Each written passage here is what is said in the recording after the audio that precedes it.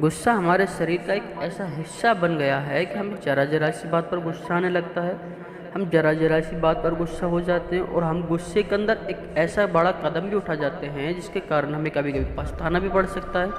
आइए दोस्तों, एक गुस्से के बारे में हम जानते हैं एक छोटी सी कहानी कि गुस्सा हमें हमारे शरीर को कितना ज़्यादा नुकसान पहुंचाती है।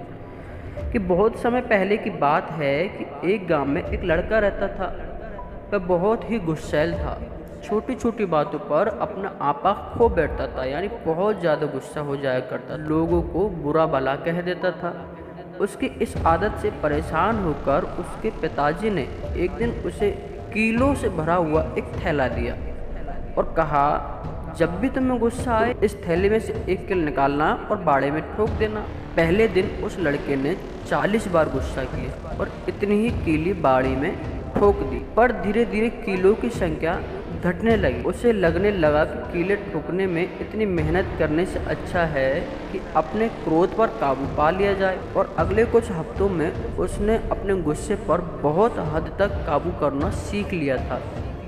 और फिर एक दिन ऐसा आया कि उस लड़के ने पूरे दिन में एक बार भी अपना टेम्परेचर हाई नहीं किया। उसने अपने पिता को ये बात बताई तो उन्होंने फिर से एक काम दे दिया। अब हर उस दिन जिस दिन तुम गुस्सा बिल्कुल भी ना करो, उस दिन बाड़े की एक कील निकाल लिया करो। लड़के ने ऐसा ही किया और बहुत समय बाद वो दिन भी आ गया जब लड़के ने बाड़े की आखिरी कील भी निकाल दी और उसने अपने पिता को ये बात खुशी से बताई कि अब उसको जरा भी गुस्सा नहीं आता।